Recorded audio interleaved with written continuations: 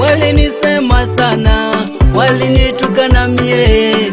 Unaleta habari gani we? Hebu kwenda zako we.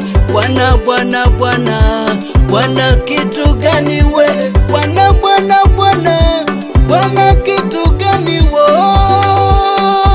Hebu kwenda zako wo. Bwana amenituma, Bwana amenituma nije kutangaza injili yake, nije kutangaza injili yake. Bwana amenituma, Bwana amenituma nije kutangaza injili yake, nije kutangaza injili yake.